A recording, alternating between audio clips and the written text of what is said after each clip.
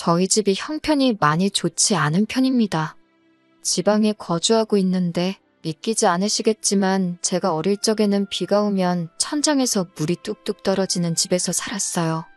방이라고 2개 있는 거 하나는 부모님이 쓰시고 남은 하나는 동생 2명하고 같이 써야 했습니다.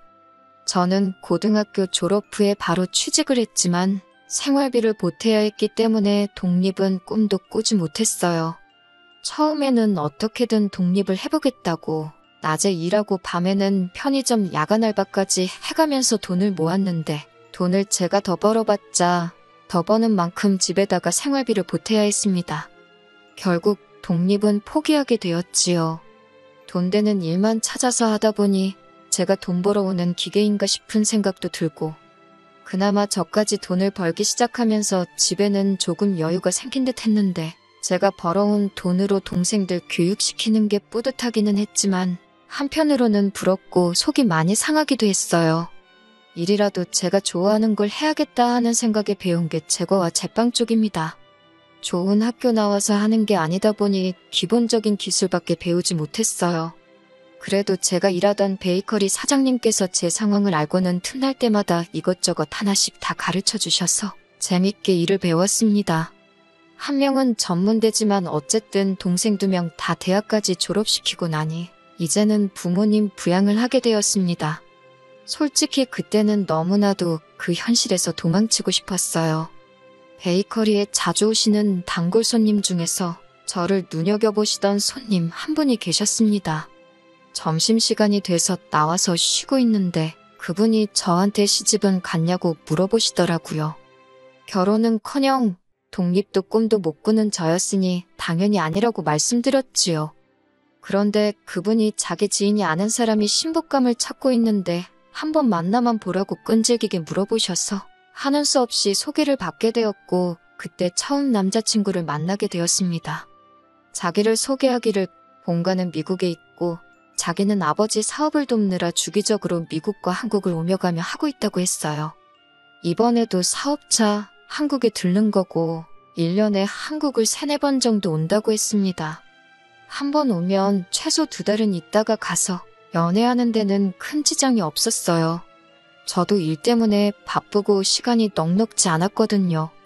제 팔자의 연애나 결혼은 꿈도 못 꿀 일이라고 생각했는데 기다림이 길었었지만 남자친구와 시간을 보내는 게 참 좋았습니다. 돈 아낀다고 아까워서 가보지 못한 곳에 가서 데이트도 하고 나름 비싼 선물도 사주고요. 한 달에 3-4번 만나는 게 전부였지만 저한테는 힘든 일상을 버틸 수 있게 해주는 원동력이 돼줬어요.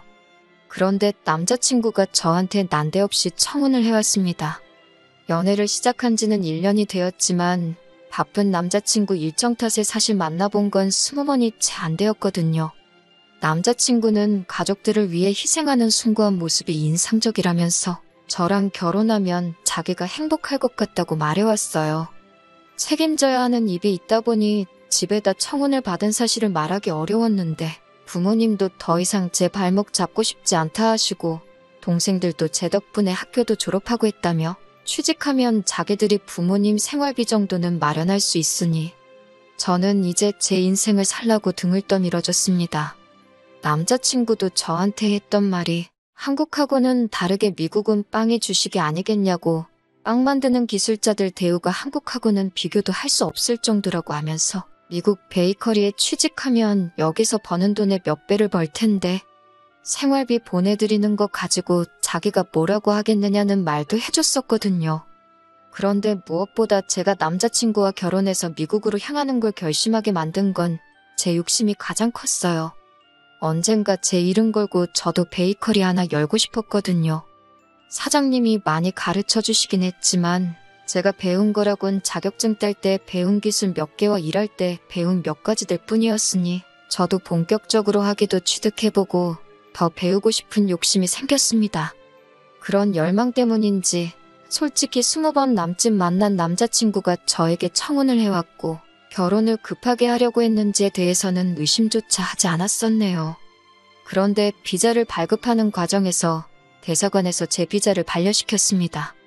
이민 브로커 말로는 제가 학력도 없고 여자라서 비자 발급해주는데 좀 보수적이라고 설명해주더라고요. 남자친구가 자기가 미국 영주권자이니 초청 이민을 해서 영주권을 받으면 된다고 혼인신고부터 올리자고 했는데 그때는 제정신이 들었어요. 그때 혼인신고 올리지 않은 게 천만다행이었습니다. 물론 고민은 많이 되었지만 남자친구 부모님도 뵌 적이 한 번도 없고 남자친구와도 그렇게 오래 알고 지낸 사이는 아니다 보니 혼인신고를 대뜸 올리기에는 많이 꺼려졌어요. 남자친구가 결국 저에게 제안하기를 자기가 비행기 표값을 내줄 테니 미국에 가서 자기 부모님께 인사를 먼저 드리고 그리고 제 마음을 정하라고 하더라고요. 거기까지는 제가 거절할 것도 없어서 그러자고 했고 얼마 뒤에 저는 미국행 비행기에 몸을 실었습니다.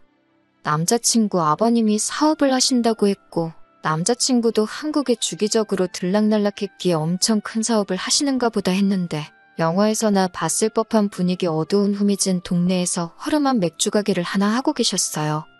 저희가 도착했을 때 아버님은 일을 하고 계신다고 해서 아버님 가게로 먼저 향했는데 거기서 일하고 계신 40대쯤으로 보이는 여자분이 아버님은 피곤해서 집에 먼저 들어갔다고 하시더라고요.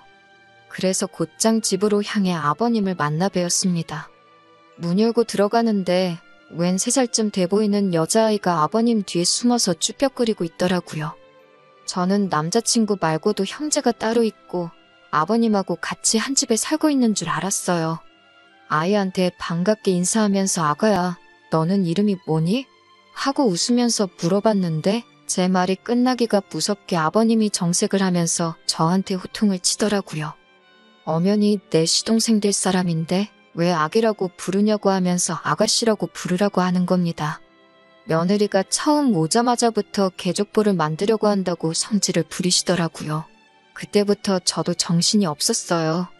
그리고 한편으론 며느리라니 아직 결혼도 안 했는데 벌써부터 며느리 취급을 하시네 하는 마음이 들었습니다.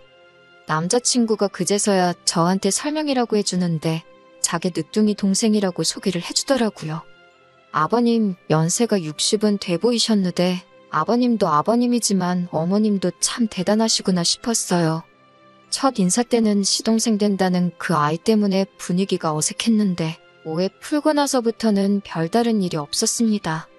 저녁 식사할 때쯤 되니까 현관문 열리는 소리가 들리고 여보, 나왔어 하는 소리가 들려왔어요.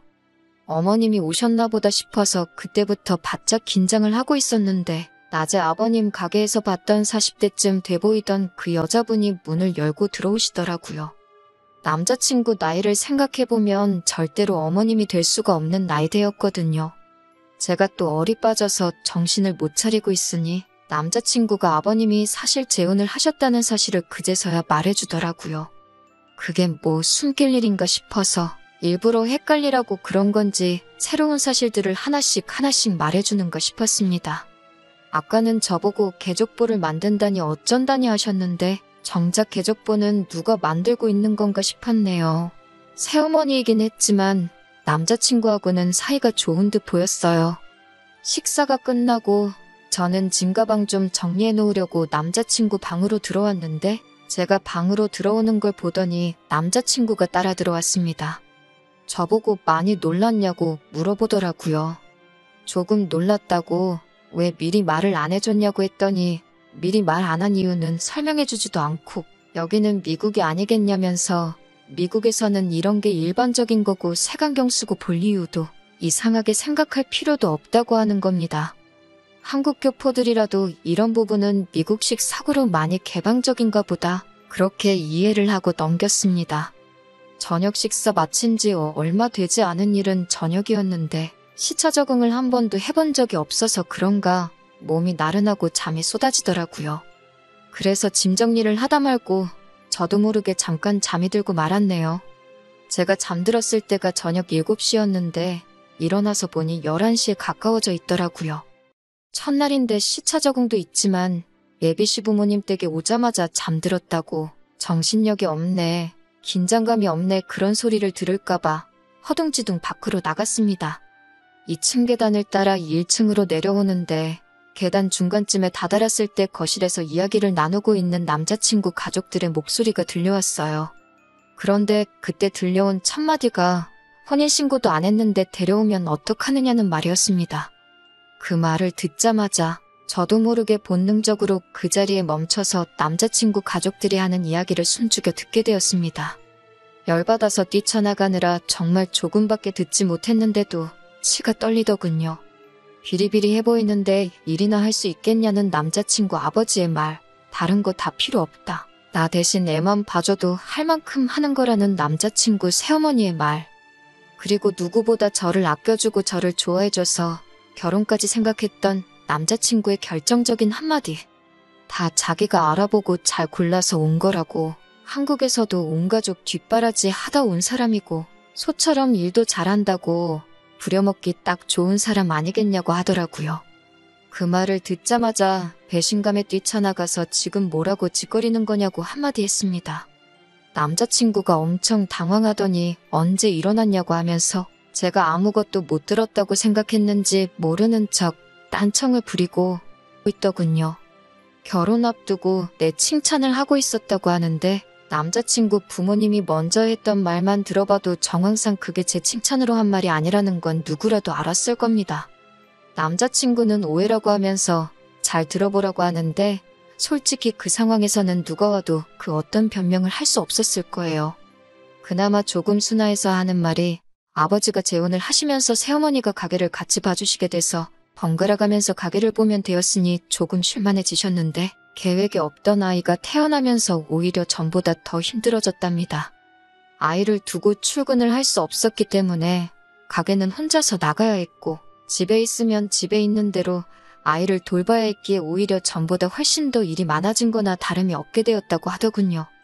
그래서 며느리가 될 제가 아이를 봐줬으면 하신다기에 그 부분에 대해서 부모님하고 이야기를 나누고 있었다고 하더라고요. 부려먹을 생각이 아니라 제 생각을 물어보려고 했다고 해도 그건 말도 안 되는 거죠. 지들 가족 간의 일이나 마찬가지인데 아무리 제가 이 집에 며느리로 들어온다고 해도 남자친구와도 30살 터울이 있는 시동생을 제가 업어 키워야 할 이유가 있냐 물었어요. 세 사람 다 잠잠하다가 아버님이 그러면 한 달에 100만 원씩 보수로 주겠다는 겁니다. 한국에서도 출퇴근해서 아이 돌봐주는 사람 월급이 당장 2배도 넘는데 언제적 한국을 생각하고 사람을 푼돈 쪼가리로 부려먹을 생각을 하느냐고 했어요. 개방적인 건 미국이라 그런 거니 이해해 달라더니 돈 쓰는 거 보니 미국 이민 오기 전 상8년도 시세로 계산을 하고 있으니 웃기지도 않더라고요. 그것도 안 통하니 남자친구 새어머니는 애를 줄 테니 그럼 한국에 데려가서 키워달라더군요. 자기 배 아파 낳은 자식을 남한테 키워달라는 것도 웃기지만 이젠 아예 애를 주겠다고 나오니 이 사람들 밑바닥이 어디까지인지는 제가 가늠도 할 수 없었습니다. 정리해놓은 짐을 다시 챙겨서 밖으로 나왔네요. 남자친구는 쫓아와서는 지가 다 설명할 수 있다고 하는데 애초에 처음부터 저한테 접근한 의도가 뻔한데 뭘 설명하려는가 했지요. 그랬더니 우리가 그 아이를 키워야만 아버지가 은퇴하고 나서 저 가게를 자기한테 물려주실 거랍니다. 사업이라고 말만 번지르르하게 했지 어디 동네에 있는 귀신 나올 것 같이 다 부스러져가는 화름한 가게 가지고 왜 저러나 싶더군요. 애만 봐주면 그 가게가 니께 되는 거냐고. 잘 됐다고. 네가 그 애 대신 키워주고 가게 받으면 되겠다고. 남 시켜먹을 생각하지 말고. 네 앞가림은 네가 스스로 하라고 한마디 했습니다. 그제서야 쫓아오던 남자친구도 포기했는지 발길을 돌려서 돌아가더군요. 스스로 힘들었던 현실에서 도피하고 싶어서 뭣도 모르고 제 발로 지옥으로 데려갈 뻔한 걸 정말 운 좋게 탈출할 수 있었네요. 힘들었지만 가족들 위해 착하게 살아와서 그래서 복을 받은 것 같습니다. 비자가 안 나왔던 것부터 혼인신고 안 올리고 버텼던 것까지 그리고 그 순간에 잠에서 깨서 그 시커먼 본심을 제가 알아채게 될 때까지요. 하마터면 사기 결혼 당할 뻔한 거잖아요. 한국에 돌아오니 저희 가족들도 엄청 많이 놀란 듯 보였습니다. 그리고 부모님께서 저한테 사과를 하더라고요. 그동안 저만 너무 고생시킨 것 같다고 미안하다고요. 하마터면 우리 집 소중한 첫째를 지옥 불구덩이로 헐값에 팔아버릴 뻔했다고 하시면서 말입니다. 동생들도 이제는 너무 조급해하지 말고 우리 한국 땅에서 제가 하고 싶은 일 찾아서 공부도 해보고 늦었지만 꿈을 이뤘으면 좋겠다고 하더라고요. 이제는 자기들이 저한테 베풀 때라고 하면서요. 제가 지켜줘야만 하는 가족들인 줄 알았는데 저를 이렇게 지켜주겠다고 나서니 그렇게 든든할 수가 없어요. 비 온 뒤에 땅이 굳는다고 했나요? 비록 남자친구의 어이없는 계획에 연애도 결혼도 다 망쳐버리고 말았지만 평생 무엇과도 바꿀 수 없는 든든한 가족이 되었어요. 앞으로는 저도 제 인생의 새로운 목표를 잡아서 앞을 향해 뛰어나갈 생각입니다. 후기 보내드립니다. 댓글로 응원해주신 분들께 너무 감사드립니다. 저는 잘 지내고 있어요. 댓글에 주작이라고 하시는 분들도 몇몇 계시는데 전부 사실이에요. 미국 동부의 한국인들 많이 모여 사는 주에서 남자친구 아버지 재혼한 이야기 모르는 사람이 없다고 할 정도라니 들어보실 분들은 들어보셨을 수도 있겠네요. 아무튼 남자친구를 저한테 소개시켜줬던 분께서 다시 돌아와 일하는 저를 보고는 저한테 있던 소식을 듣고 나로 알아보셨나 봅니다. 저한테 미안하다고 하시더라고요. 그분이 남자친구 아버지와 어렸을 때부터 알던 분이시랍니다. 남자친구 처음 소개시켜준 것도 아들 장가 보내려고 한국에 보냈는데 괜찮은 사람 있으면 소개 좀 해달라는 부탁을 하셨다네요. 그래서 평소부터 눈여겨보고 있던 저를 소개시켜줬던 거고요. 그분은 당연히 이런 뒷내용을 몰랐으니 좋은 마음에 소개시켜준 건데 이렇게 돼서 미안하다고 하시더라고요. 미국에도 한국 사람들 많이 모여 사는 곳에는 무명식으로 술집이 있다네요.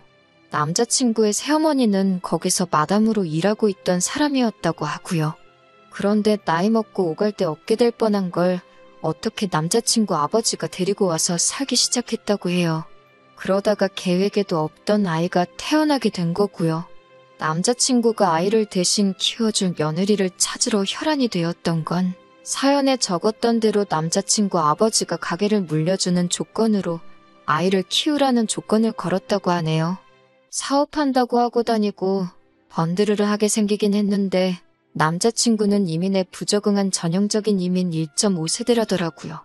그 가게를 물려받는 것 말고는 스스로 할 수 있는 일이 아무것도 없었다고 해요. 그러다가 저를 만나게 된 거고 그 이후는 앞서 적은 사연처럼 사건이 일어나게 되었던 겁니다. 남자친구 아버지가 연세가 있는 편인데 글쎄요. 남자친구 바람대로 애 대신 키워주고 가게 물려받으면 참 좋은 일이겠지만 남자친구 새엄마가 과연 자기 남편의 유산을 아들한테 전부 가게 내버려둘지 모르겠네요. 인상 보니까 도끼가 보통이 아니던데 말입니다. 아니면 혹시 모르죠. 남자친구도 바보가 아닌 이상 새어머니랑 유산으로 다툴 수 있는 그 상황에 아이를 대신 키워줄 사람을 혈안이 되어서 찾으러 다닌 게 다른 이유가 있을 수도 있겠다는 생각이 드네요. 가령 사실 아버님이 자기 딸이라고 생각하고 있는 그 아이한테 사실은 상상도 할 수 없는 출생의 비밀이 있다거나 말이죠. 저도 너무 깊게 생각한 것 같네요.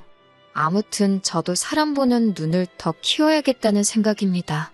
이 사건 이후로 가족들과도 잘 지내고 있고 저도 제 꿈을 이루기 위해서 공부를 시작했어요. 더 생각해봐야 짜증만 나는 일은 그만 있고 앞으로 일어날 좋은 일만